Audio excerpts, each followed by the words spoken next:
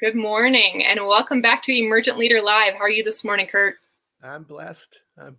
Just excited about this episode. Yeah, as am I. We're really looking forward to today's episode. We are going to be joined by Bill Woolsey from 5-2 today. And as we've had lots of conversations on these Emergent Leader Live episodes and just kind of conversations with colleagues around the country and organizations, I think if there's one word that keeps coming up again and again, Kurt, it's probably that of transition. Does that sound right to you? Yeah, especially now in these days. Feels like we're moving out of one era into a significant new era. Yeah, that's really true. It's almost as if we've been in this like touch and go kind of place, and now we're making a real shift that's a little more visible. And so much to talk about managing transitions and kind of understanding how change works. So, Kurt, would you be willing to introduce our guest for us today? Yeah, sure. I'm delighted to have Bill Woolsey with us today. I first got to meet Bill or observe him at the best practices back in Phoenix. But must be 10 years ago. And that's a long time ago. Yeah. My partner said, you got to see this guy. I think he could be the next president of Synod. I said, we wouldn't wish that on our best friend. Anyway, Wow. But anyway, I went to this workshop and I was just blown away. First of all, he's using Prezi when everybody else was using PowerPoint. Bill had Prezi, one of the first ones to do that. I forgot about that. And then it was, because I care about this stuff, he was doing behavioral sciences. He was using business references. He was using what was happening in the secular world to help us better understand what was going on in the kingdom. And I just thought it really resonated with me, and it was exciting to know someone else was thinking more about systems, bigger systems and applications. So that was great. He's the founder and president of 5-2. I've seen your name is titled executive director, and I think you're just chief honcho or czar or something. I like czar. I have never used czar, but czar has some ring to it. Yeah, titles mean a lot. But I think what I would say is there's a buzzword now, been out for a while, called disruptor. And when I think of Bill, I think that he is one of those who understand the opportunity to be disruptive, to create new stuff and really set new path, and not to respond to the market, but to actually create a new market. And that's his gift. He's an entrepreneur, and we're just thrilled to have him with us. Kurt, thank you so much. Leah, thank you, y'all. Thank y'all for inviting me. Yeah, that's interesting that you used the word disruptor. I think back to a staff person. She was lovely. She was our CFO at Crosspoint for a number of years. And one day we were sitting in her office, and she said to me, I've realized something about you. You see change as a resource, and most people don't see it that way. And I thought, yeah, you are right. I think it is a resource. And so this where we're sitting right now, and in the West, not just in the West, but especially in the United States with the church, and as your audience and a lot of professional church workers, as they're listening to this conversation, you can look at what's happened either as a blip, or you can see it as an opportunity for incredible mission. And my heart's always been mission. I think if pastors don't get a missionary perspective nowadays in the U.S., and church leaders don't get it, their congregation is, it may last for a while. They may have tons of money. They may be able to sustain whatever, but it's not going to really be effectively doing what Jesus desires church and congregations to do. So anyway, yeah, so that's where we are. Cool. Well, Bill, one of the reasons that we are excited about having you with us today is because we know that you're one of those people who seems to like change. That's kind of laid out, and be really comfortable in it. And also, you work with 5-2. You spend a lot of time helping people work through transition points and kind of find their way through that. And so we would love for our listeners to be able to hear from you some of your observations and insights about experiencing and managing transition. So what you might be able to share with us today? Thank you. Yeah. So I guess from a broad perspective right now, as we talk with church leaders and congregations in the U.S., we're seeing kind of a couple, three, you might say, buckets. There's the bucket of the healthy church before, and by healthy, I just mean they were experiencing some growth, or, they had good systems in place. They had their discipleship, how they were discipling people. They thought through some things. Their worship was, a vibrant expression. People actually spoke about loving to come, that kind of thing. So there was just some good presence there. And financially, they were probably pretty strong. That bucket after COVID is still financially healthy, generally speaking. And so many of them that we've talked to actually had banner financial years, like, wow, crazy. And that's because that group of core people who believed in that congregation for whatever reason, they continued to support it financially during this. They didn't want to see it go away. But that bucket lost most of its future growth. So if you think about a congregation, it's got the core, these people believe they're there all the time, or they're pretty regularly. And then in a congregation that's doing some work in the community, it usually has another ring out of people who are, for lack of a better term, kicking the tires, or these are the people you're starting to disciple, you're starting to build relationships with, they're starting to see value in worshiping as a family or individual. But those people, generally speaking, left because they were not yet connected enough. And when the channel changed, so congregations had to change their channel. They had to go from in-person divine community, that was really what they majored in, to digital divine community. And that's a whole different ball of wax. Well, that changed, and that they lost that slice. So that's that one bucket. The other bucket is on the other end, and that would be congregations who were really struggling beforehand. And, they were declining in worship attendance. Their finances were really difficult. Maybe they were on subsidy from a district or something like that. Many of those, it accelerated the decline. A number of them on the coast, especially East Coast, will be shutting their doors. We still don't even fully appreciate what this is going to do long term in shutting doors. And those individuals are really struggling and trying to figure out what's next. And then you have this in the middle, this middle group, that they survived it well enough. They are trying to figure out, is it going to return to normal? They might have had a great Easter. Okay. People came back and they're like, oh, it's all going to be back to normal. But then right away after Easter, most of the churches we've talked to, it declined again. And it kind of went back like when you start a church, everybody shows up first Sunday. And then after that, you see who's really there. So what you have right now in the church in the U.S. is trying to say, what does the future look like? If we're financially fine, are we just going to kind of, we're fine and we'll manage and we'll slowly get back to where we were? Or are we going to really see this as an opportunity and explore those channels that we had to use and really use this as a time to kind of reset who we are? Because generally speaking, when people go through 1 year of behavior change, and that's what our country did, especially regarding worship, when you are forced to change your behaviors, you generally will change your values. Usually you can tell a person's values by their behaviors. Well, when you're forced to change behaviors, some values changed. And congregations, if they're going to continue to reach their community, have got to approach this like a brand new community in many ways. And that's what my heart is, reaching new people for Jesus. My concern is that when the finances are great, you're like, oh, well, we'll just kind of move along, instead of saying, you know what, we lost all those people. We don't have them anymore. We need to go back and get them. So. Yeah.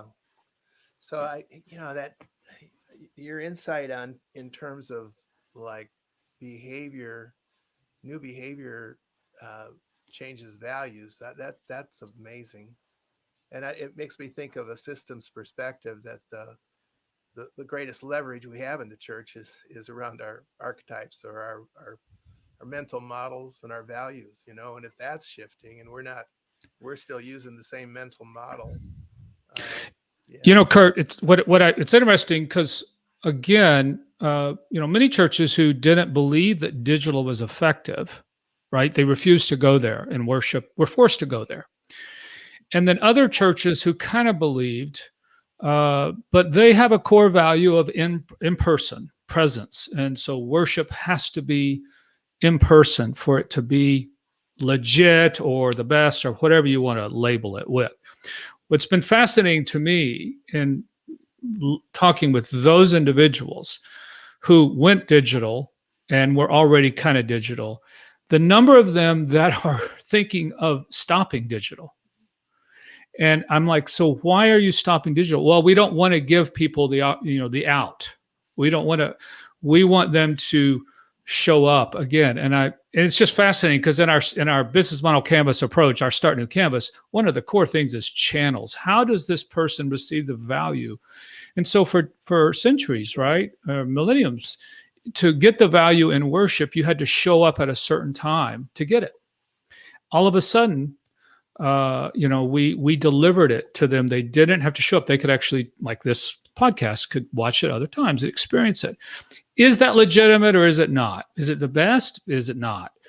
Is it something you as a ministry should continue to do, even as you do in person, as a way of expanding the gospel and expanding the reach? Well, you kind of can see my opinion, but yeah, that's the thing. Well, I mean, it's like we're not seeing the mental models or the patterns and the structures that are already there that work. I mean, think of Hollywood.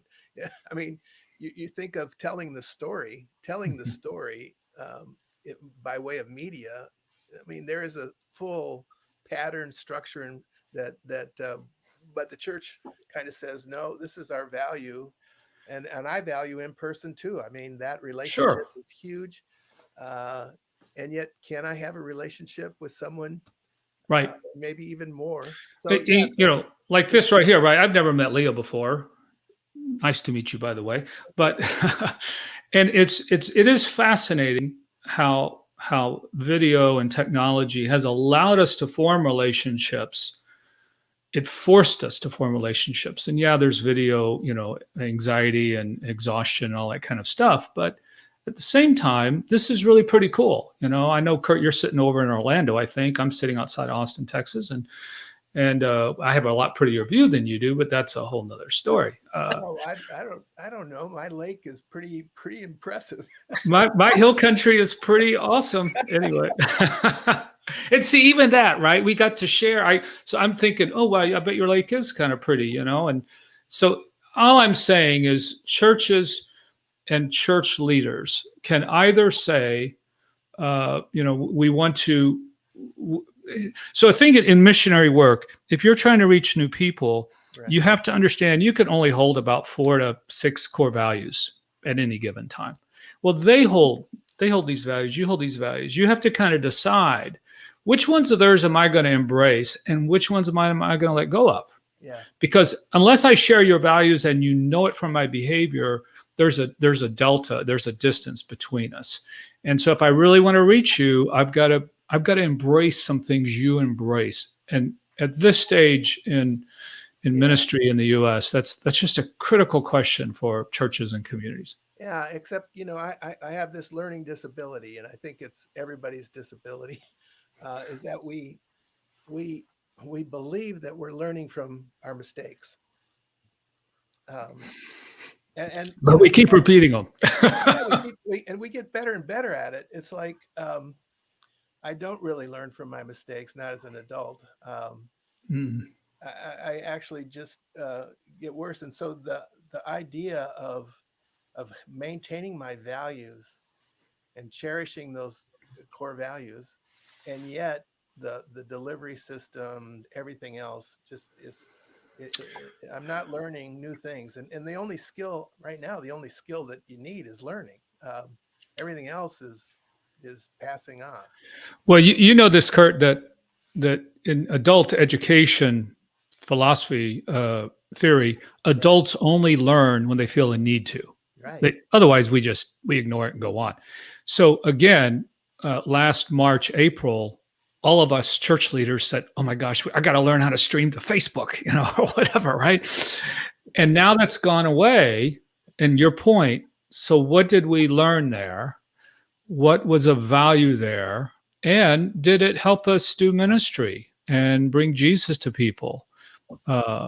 So as churches decide now what's the new reality they want to be a part of, that transition, that change, and this, change is hard. I mean, I love it. I see it as an opportunity. I see it as a resource, but it's not. Right. For most people, it's not easy, right? Because you're letting go of stuff, or you're in chaos. Chaos is messy and all that kind of stuff. I kind of like chaos, but it's a whole nother thing. So those things are hard. And do I want to do the work? When you and Leah in our conversation getting ready for this said transition, the thing that hit my mind was I know a lot of guys who are transitioning out of ministry and new guys are coming in, and that's hard. And you and I also know, we were already going to see this dearth of people leaving and vacancies, and that's accelerated. COVID is greatly accelerated because people just think, I don't want to do this. It's like the teachers who had to do digital and live. I just don't want to do this. That's too hard. Yeah, that's the challenge. Yeah, well, and last week Wall Street Journal had this thing about people are not coming back, and I thought from the headline that it would be they're not coming back to the office. The research is saying they're not coming back to work. That's right. They're not even thinking of work anymore. They're redesigning. They're starting their own businesses. Right. Unless you offer them a whole bunch more money. So the article was phenomenal. I thought, this is what's going on in church. As you said, people are not coming back because they learn new behaviors, and perhaps as you pointed out, their values are shifting. Well, when we talk with churches about trying to reach young families, it's pre-COVID, okay? If you're really serious about that, you have to ask the question, why the heck would I want to bring my kids on a Sunday morning and get them all dressed and get them all ready? And this is the one morning I can sleep in and they can, go outside and play. And why would I come to church? And it goes back to just that value issue of what is the value I see as an individual for me and my family in doing this. And we do, we all make decisions all the time with that in mind. And church is not different from that, right? And if that value of Jesus, that value of community, and that's why we always, when we're talking with leaders, if a new family shows up in your doorstep, the first thing all of our staff knew was something was broken. Okay. There's no reason, generally speaking, they would leave the good life that they've had and show up unless something was broken. Their kids are struggling, their marriage is struggling, they just lost a job. Can't tell you the number of leaders that I know, lay leaders from our ministry, who showed up because there was a big, big problem and they were trying to fix it. All right. So my point is, if all of a sudden for a year, I get up on Sunday morning, I get my kids some cereal, they sit on the sofa, they watch the kids thing. I fix breakfast in the background. I'm watching as the church comes on. And hey, I'm not saying it's the same thing. It's not the same thing as in person. But the point being is, does that family go, this is pretty good. And I kind of enjoy this. And I love Jesus. So now all of a sudden they've gotten to this channel called digital.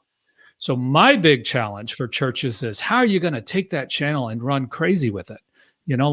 What if you started doing discipleship via digital? And I don't mean just Zoom. I mean, you're producing stuff. It's kind of like what we did in our network. We started daily 2-minute devotions every day we send out. Okay. Because all of a sudden that was the primary channel. Yeah. Yeah. And I'm amazed at how the regular mail I get from you, and I don't read them all, but some catch it. And good, Kurt. They're all amazing, Kurt. Yeah, no. So I miss the amazing, but but it's that connection. So you're top of my mind. It's that connection and use of your brilliant use of social media to keep it out there. That's a so I would just say we're all in this boat, right? I mean, 5-2, we were doing all of our start new training was live. I mean, we were in Detroit, Phoenix, Orlando, and New York City. And that's where we were delivering our training was live. Now we did virtual coaching in between our sessions, but so all of a sudden we couldn't do it live. Now, by the grace of God, we had received a huge gift beforehand, literally before COVID. So God was incredibly gracious where we could convert it all into an online platform. And so that's what we did during COVID. We were already deployed as a staff. So that was no different for us. Yeah. But this issue of all of a sudden I had to produce content every day or 5 days a week. Okay. That was hard. I mean, I was like, gosh, I've always wanted to do it, but it's like, oh man, it's going to be a deadline every freaking day, and, but it was interesting that as we did it and as I got into that rhythm, the old thing, you learn how to write better by writing. It's like preaching. You learn how to preach better by preaching, So that became very fascinating where I took a break here the last week because we released our mini course. And I said to my daughter the other day, I'm going to go ahead and get ahead because I kind of miss writing those. Now that took a while for my body and my psyche to go, I enjoy this. So it was change. When you're looking at change, there has to be some either deep internal thing that's moving you or deep external thing. It's usually not something that's superficial, right? Yeah, if it's right. significant. It's always uncomfortable. I mean, you expressed how the discomfort, made it, but when you get through it and you find benefit in it, if you didn't find benefit, you wouldn't keep doing it. But it's like my journaling in That's you know, right. I used to go through maybe one of those books a year with my journal because I don't do it when I'm on the road. Now that I've been home, I'm like through my fourth book and I'm going. So like, but now Buy stock in moleskin, yeah, or and something. it's that new behavior that now it's ingrained. If I don't journal, I feel like my day's not Mm-hmm. it's not Mm-hmm. getting going right. So, but I wanted to come back and talk about a transition. When we brought up this topic, it was partially because I was teaching and reading this book, kind of a revival of the Bridges book. 'Cause Susan Bridges wrote, like in 2016, she did the fourth edition of the William and Susan Bridges Managing Transitions, Hmm. making the most out of change. And it's just, it seemed to me when I read it, she was post COVID. It was like, this is really where we're at. And the she says what you've just said, mess, change, this messy chaos is not a bad thing. It's pure energy. Yeah. It's just a question of what you do with it, and the opportunity to shape it or manage it in a positive way. The so we all go through the endings and then new beginning. But what I see is people are resisting the neutral zone, the time in between that becomes so uncomfortable. It's new. And then you add to what we've gone through, you add crisis to Hmm. that piece. So now we're ending a crisis. And the anxiety of wanting to get back to normal just pushes people to kind of grasp onto the new thing. And so she talks about, and they talk about that, about being able to be comfortable in ambiguity. And Right. that's Right. not easy. That's not easy. It's like when you're doing planning and you get too divergent, people just want you to, let's solve this. Let's not just keep spinning. Right. But if you don't have really good divergence, you don't get a good solution. So that discomfort, which is natural. So they talk about, first of all, normalize it. Say this is a natural process from being in the middle of the end and a new beginning. And I like to tell the story about when my daughters became teenagers. It was like before teenager, and then that transition. they were going through transition, but our family had this significant, but that's the natural life cycle. That was like, it's normal. And so how do we manage what became a really great thing with these young adults emerging? But for us in the transition, it looked like chaos and it was very scary, right? And then the other piece was just to kind of redefine it, like give metaphors for what we're in. So I know there's a model called the 4-room model where you go from content through denial to confusion and then renewal, right? So, and those are just natural life cycles of any organization. And what does it look like when you're in denial? And um, it's like saying we're on a journey. We've left port and we're heading to another destination. But now this is a segment we have to go through. This is necessary, and we need to manage it in ways that, and we need to set up temporary systems. Like, and my church is doing this. Like, we know that the production that we had to transition from pre-produced great 40-minute worship to live worship now with pretty crummy cameras and not so good, but the plan is, let's bring in Inspire Media, little plug for Phil Grimpo, and have them set us up so we can tell that story so that the home thing is as good. So there's this temporary thing right now. They're still doing it. They're learning. It's uncomfortable. And yet it's a plan that's designed to be temporary. And I think sometimes we try to get from here to there. Let's have the new thing now. And we're not falling forward, not making some of the mistakes necessary to get there. And then the last thing is just, you got to communicate the heck out of it. You got to be talking about, where are we? Where are we going? What are we doing today to help us get to the new? So a lot of keeping people in the system aware of, because awareness is, to me, in planning, if I can help people get aware, then that's energy they can either use or dismiss. But if they don't have a new awareness, it's not going anywhere. Kurt, so much of my leadership comes out of, I spent the first 2 years in pastoral ministry being mentored by a dear friend who had his doctorate in family systems therapy. And so I went to like Virginia Satir stuff and everything, so the whole thing of systems and immobile and how we live in systems all throughout life at every organization. And so a lot of that is just my worldview and my approach to anything. And this whole thing, I remember a couple of things. One was make the covert overt. And so whenever you're dealing with counseling, whenever you're dealing with change, when you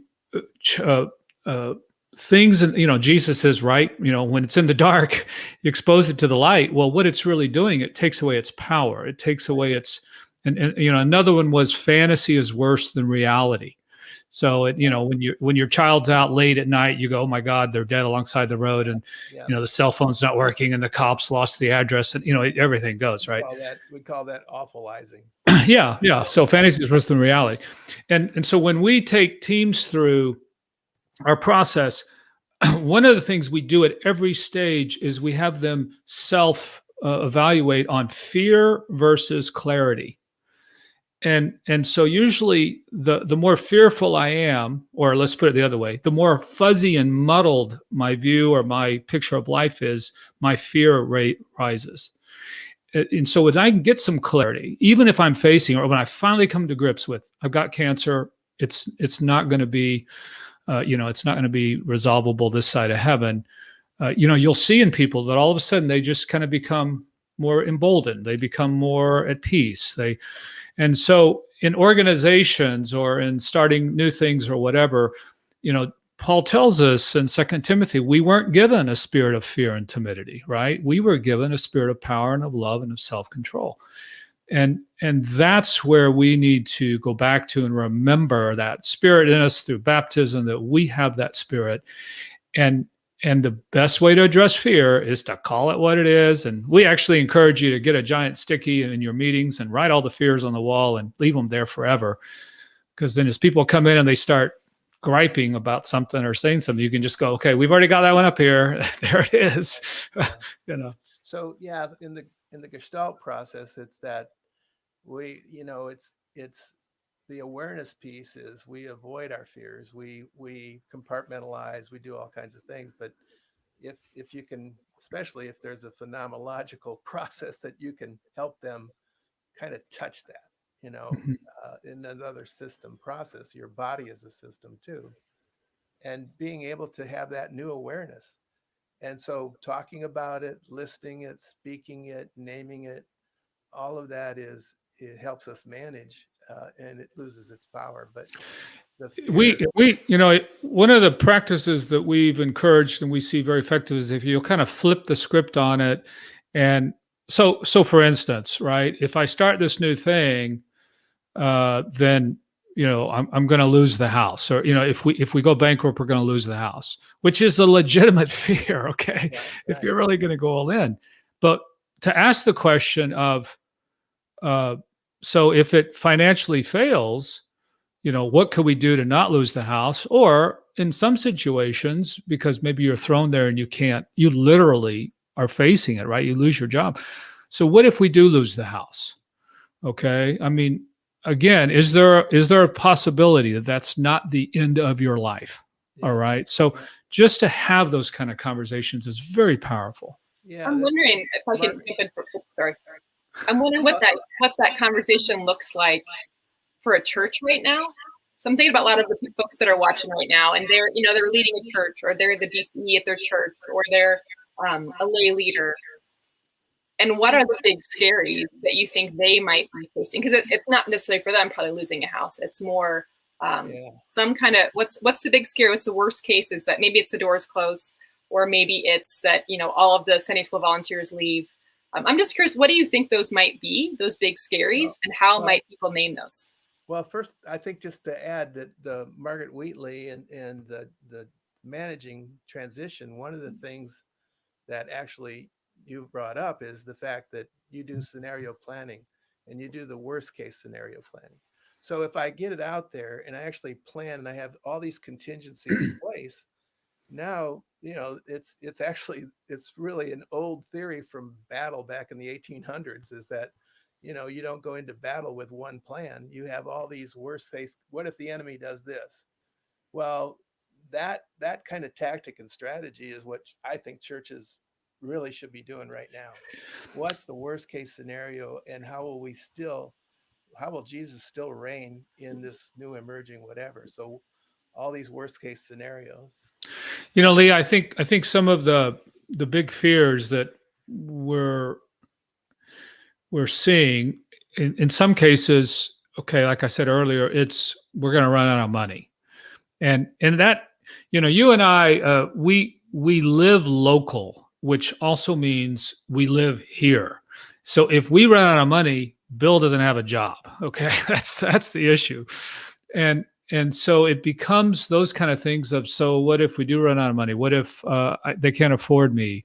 Am I okay with going bivocational or co-vocational, whatever it is? And, and it's those kind of conversations that some people don't even want to have, because it's like, well, we don't want to think about that and go there. But again, by having it, my mind can start to process and envision what that future might look like. So I think running out of money is one. The one that I alluded to earlier that I am frustrated a lot of people don't have, that is, well, we're just going to have a small congregation when, we're just going to worship 1/3 of what we used to worship. And again, if it doesn't create some angst, some anxiety, then I'm not sure how that congregation would be willing to change effectively to regain those individuals or reach them in a new way. But I also am seeing one that if you do make that change, let's say that congregation says, you know what, this digital thing, man, we've really learned a lot there, and we're going to go all in. That means you need a different kind of staff. Okay. And now all of a sudden, well, how are we going to do that? And I see staff a lot, especially the staff who were forced to embrace some of those things maybe they weren't trained sufficiently, but hey, in chaos, we just all take an oar, right, and start rowing.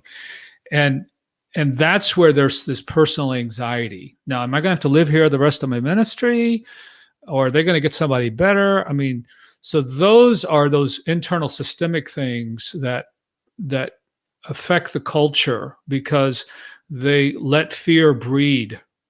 So if you're leading a ministry right now, you got to understand there's a high level of fear. You've got to understand that fear doesn't live out here; it lives in here. And so, what is it that your leaders, your staff, what are they personally afraid of right now that you need to be talking as a way of moving through it?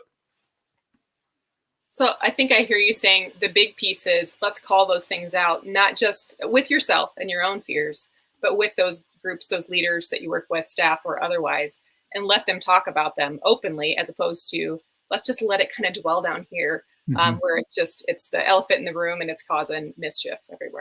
Yeah, and kind of what Kurt said earlier, and he alluded to the Wall Street Journal article, and there was another one that I was reading. I don't remember where I saw it, probably about a month and a half ago, and that was many futurists are seeing what happened. And what they're seeing is just like you had the industrial age, you had the technological age, and I forget the label he put on it, but it basically was the expert age. Basically, you can now be an expert. You can go be a consultant. You can create your own job. So this knowledge age of being able to propagate it and distribute it. And all of a sudden, we've learned deployed wasn't the best, and some people don't love it and they want to get back in the office, but stuff still got done. And frankly, those of us who live in the hill country and have a beautiful view out your window, I kind of liked it, you know? And so now, though, you as an individual have the ability. So a church, for instance, right, could say, I'm going to go get, well, some already do, I'm going to get my graphic design from this vendor who lives in India. Okay. And that's okay. So it just changes the dynamics even of life. And what does that mean for worship? And what does that mean for congregations? Yeah, so we are, as I'm looking at my clock over here, this is going really fast. We just have a few more minutes. Kurt, I'm curious if you've got any additional thoughts. I wanted to walk back through, if we could, those four kind of pieces that you talked about when it comes to managing transitions. I think those are really helpful. Maybe we could just briefly review those and then share some closing thoughts. Yeah, just normalize, recognize that this is a natural part of life, and we go through cycles. Redefine, give a metaphor for what we're going through, and kind of tell that story enough that people integrate it into their thinking. And set up temporary systems. Don't believe that what you're setting up is going to be there forever, and feel okay about failing in this transition, and learn from the failures. And the last one is just communicate. Just really stay connected, and connecting helps people become more courageous because they're able to be heard, and anxiety dissipates when I am able to share it with someone who is not so anxious or less anxious, if you will. Thanks. Bill, would you be willing, before we wrap up, just to share with us, I know 5-2 has been really busy, I think, during this last year, lots of shifts and transitions. Maybe just share with us a little bit about what's happening at 5-2 these days. Sure. And thank you for that. As I mentioned, we really went all in on the online platform. We had actually been talking about this for a couple of years and felt that to distribute our training and reach more people and start more ministries that reach people for Jesus, we needed to do that. And so we took all of our 2-year process and put it into a learning platform. It's at startnewtraining.com is where that's sitting.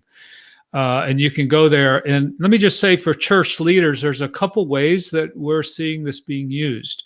On one hand, you might want to use it as you're thinking through your ministry, and it's a new day, and the people are new, even though they might have the same old face. You know, how are we going to redesign things, and how's that going to apply to us as we as we move forward into this new future. But we're also seeing if you're trying to be a congregation that blesses your community and not have to do it all yourself, church leaders, pastors, professional staff, we call it avoiding pastor leads it all syndrome. We actually put together a little piece for you. It's at 52.com/leaders that'll help you think about how you can find people who can help you by starting what we call growth engines in the community, new ways of reaching these people that might have left, or don't want to come back or whatever it may be. And so you don't have to do it all, but this is our training platform is a great way for you to equip those people and really help them be successful so that they don't fail too often and they stay in the game. So 52.com leaders, great resource for you. And then our training is something you can use either in discipling your people or for yourself in creating growth in your ministry. So that's what we've been doing. We're excited about it, having lots of conversations and seeing how God's using it. Awesome. And Kurt, what's happening with emergent leaders these days? Well, good emergent leaders. I'm finishing up a class and online as well, and 8 sessions, 2 hours each, and kind of covering things that we don't cover in the live class when we're together for the 10 days.